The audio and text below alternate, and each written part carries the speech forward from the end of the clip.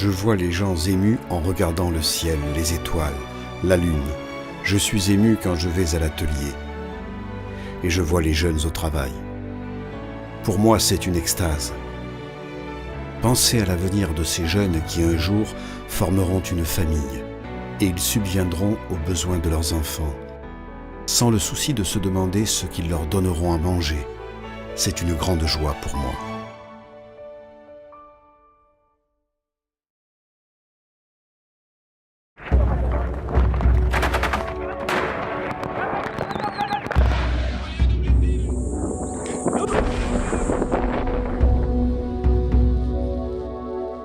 C'est la guerre civile au Soudan qui, en 1992, a poussé des milliers de personnes à fuir vers le nord du Kenya et a donné naissance à ce qui désormais est un centre habité et une maison pour beaucoup. Kakuma naît ainsi dans le désert entre le Soudan, l'Ouganda et l'Éthiopie pour accueillir les réfugiés qui fuient la guerre, les persécutions civiles et religieuses, la famine du continent. Soudan et Somalie surtout, puis le Sud-Soudan, le Burundi, le Rwanda, l'Ouganda, l'Éthiopie, l'Érythrée et la République démocratique du Congo. Avec ses presque 200 000 habitants, Kakuma est un des plus grands camps de réfugiés du monde. Le premier étant celui de Dadaab, aussi au Kenya. Puis, malheureusement, d'autres camps sont nés en Afrique et au Moyen-Orient. Kakuma est un bidonville menacé par la chaleur, les tempêtes de sable, par les inondations durant la saison des pluies, par le manque d'eau et de services, et elle est gérée essentiellement par le Haut Commissariat des Nations Unies pour les réfugiés et par la Croix-Rouge internationale.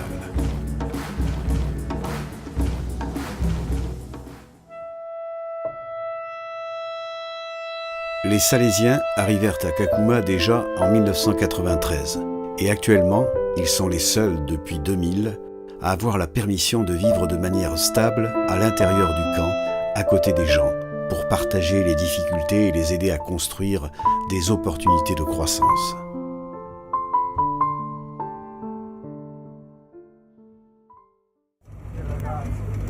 Ici, la vie passe très lentement. Les personnes vivent dans une perpétuelle condition d'attente, où il est difficile de construire des projets et de rêver.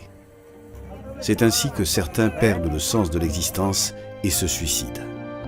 Les Salésiens cherchent à donner une réponse au vide qui règne, souvent dans le cœur de beaucoup de réfugiés, en leur donnant l'espérance grâce à des activités récréatives, éducatives et de formation professionnelle, surtout pour les très nombreux jeunes. 50% de la population a entre 15 et 35 ans.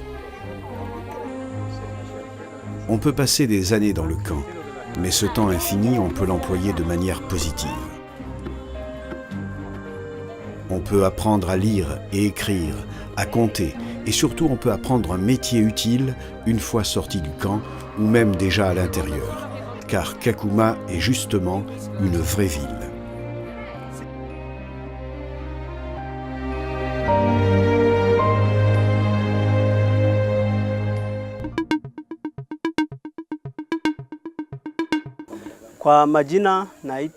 Je m'appelle Jendanye Manasta Nyonkuru. Je suis congolais. J'appartiens à la tribu Banyamulenge. Jendanye a perdu les traces de sa propre famille en octobre 2009 à la suite d'une attaque rebelle dans son village.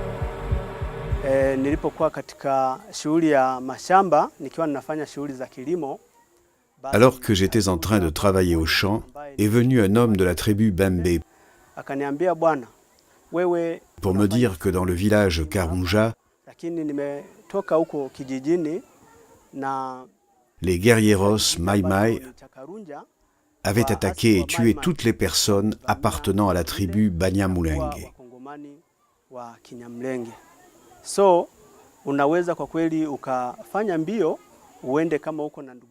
Il me dit de courir au village dans le cas où j'aurais des parents, car ils avaient tué tout le monde. Alors qu'il me donnait toutes ces informations, j'étais confus, puisque mon frère y vivait, et aussi ma femme et mes enfants.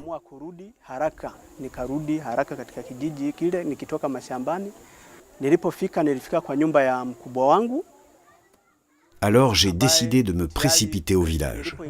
Arrivé au village, je suis allé directement à la maison de mon frère et j'ai vu que lui et sa femme avaient été tués. C'était arrivé la nuit précédente. Puis, je suis allé dans la pièce de leurs enfants. Du sang partout. Tous avaient été massacrés.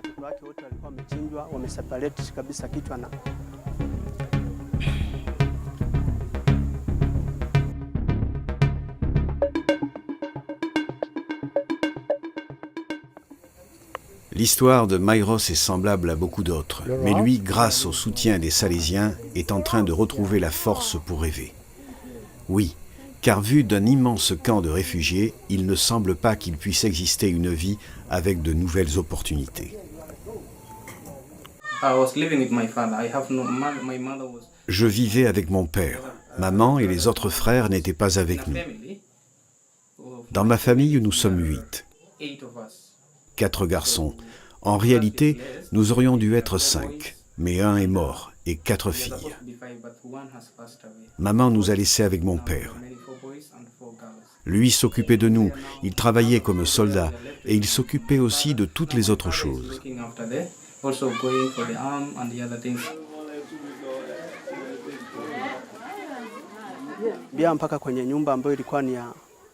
La maison de mon frère se trouvait sur le côté opposé à la mienne.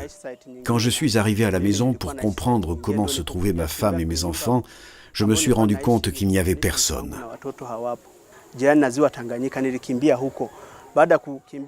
J'ai vu alors quelques canoës qui transportaient des personnes qui avaient échappé au massacre.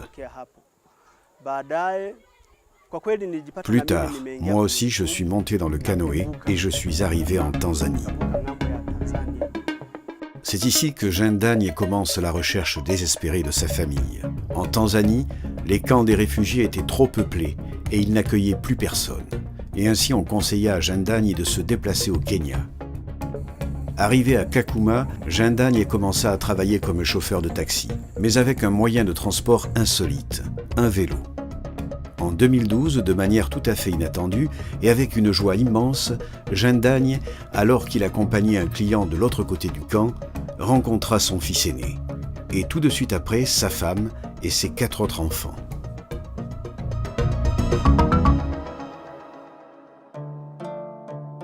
Mayros arriva à Kakuma en 2006 et il rappelle avec gratitude la rencontre avec les Salésiens. Rester avec les Salésiens m'a beaucoup aidé à m'intégrer et à connaître beaucoup de personnes à l'intérieur du contexte salésien. Avant même de travailler pour eux, je faisais déjà partie de la famille de Don Bosco. Et cela m'a aidé à croître comme personne.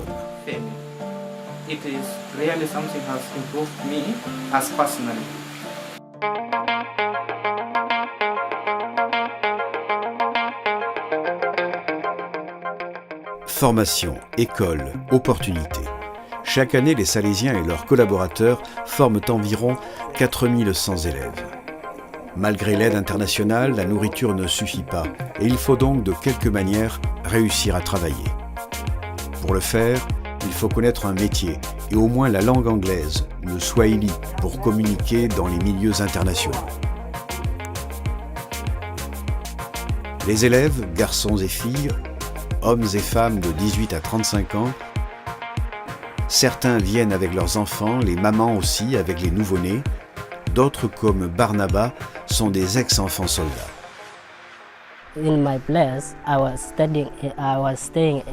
Je vivais dans la zone des montagnes de Nuba et j'étudiais. Ils m'ont obligé à devenir soldat. Ils m'ont amené dans un camp. Après 1 semaine et demie d'exercice, je suis parti pour combattre. C'était en 2002. Ce fut la dernière guerre. Et c'est à ce moment que j'ai perdu la main et l'œil.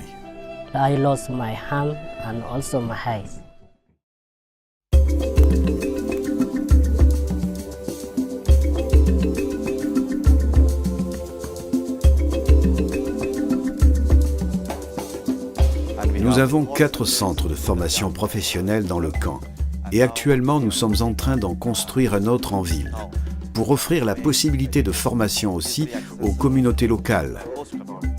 Car pour les natifs, il n'est pas facile d'entrer dans le camp et donc nous avons pensé ouvrir un centre à l'extérieur pour accueillir soit les réfugiés, soit la communauté locale. Ce sera notre 5e centre.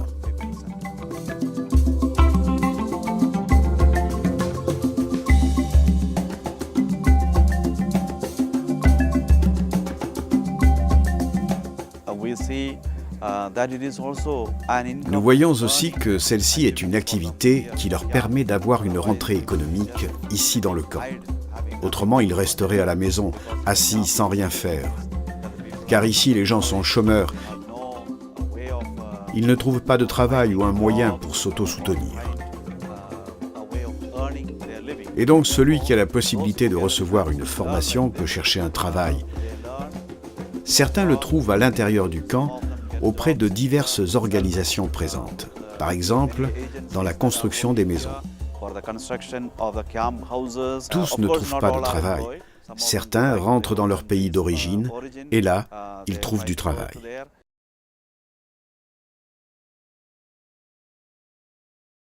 Dans ce contexte, souvent trempé de désespoir, se branche l'espérance chrétienne. Jamais imposée, l'évangélisation des Salésiens est proposée avec le témoignage personnel. On évangélise en partageant avec les réfugiés les mêmes difficultés de la vie, mais avec l'espérance de celui qui a le Christ dans le cœur. Et on évangélise en montrant un style de vie différent, confiant et laborieux, même dans la pauvreté, proposant à tout le monde, mais surtout aux jeunes, des activités éducatives et formatrices spécifiques par la pastorale de la paroisse du camp qui s'anime, en particulier, le dimanche pour la Sainte Messe.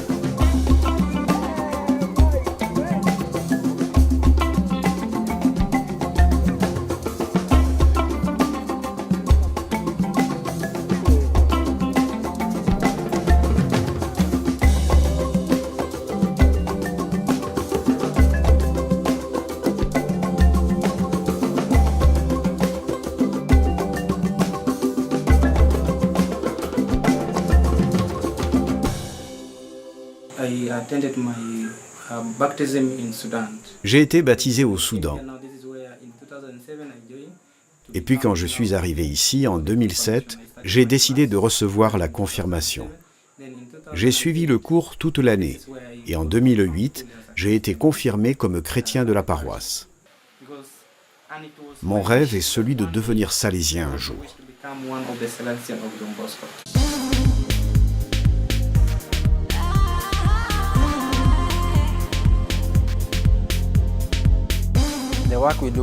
Parmi les activités que nous réalisons pour les jeunes, nous avons l'école.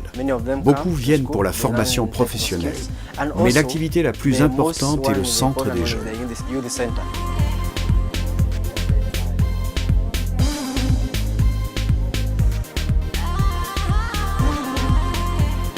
Ils viennent de pays différents. Ils se retrouvent ici pour diverses activités. Nous leur enseignons les principes moraux et diverses activités sportives, surtout le football, le volley-ball et le basket.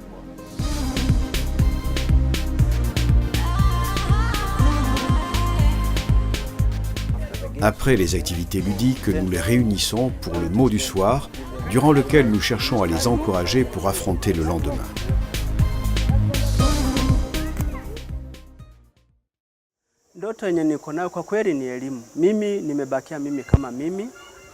Mon rêve est que mes enfants aillent à l'école. C'est pour cela que j'ai demandé au prêtre de m'aider pour acheter un tableau noir. Regardez à l'intérieur.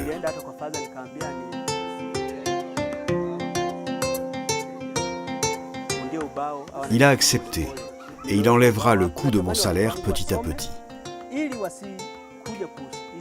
Une de mes enfants a une bourse d'études.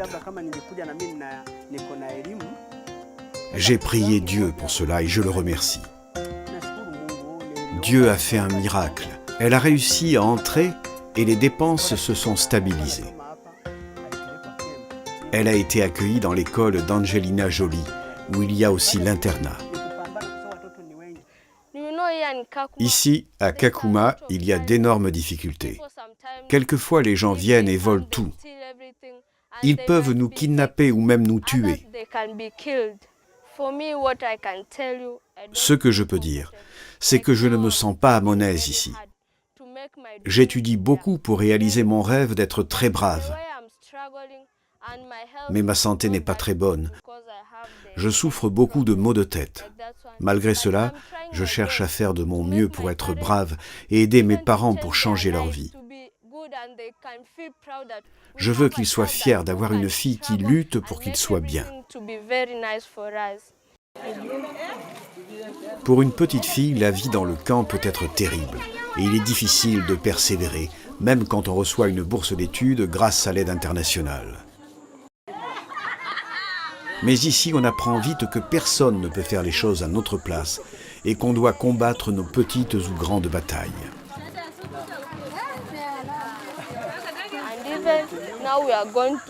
Mercredi commence l'école et mes parents sont déjà en train de penser où pouvoir trouver un petit sac à dos pour enfants. Nous n'avons pas d'argent, même pas un sou, pour acheter un stylo ou un cahier. Nous ne l'avons pas et c'est pour cela que parfois je suis stressé. Je suis un être humain et je dois penser à ce que je pourrais faire dans l'avenir.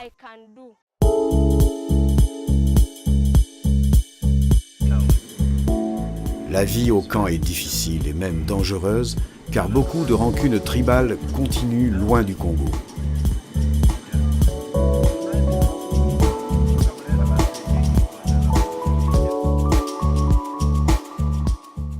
Jean Dagne ne fait plus le boda-boda, taxi avec vélo, mais il travaille comme veilleur chez les Salésiens. Et avec sa femme, il cherche à aider ses enfants pour avoir au moins une opportunité en plus de celle que lui a eue.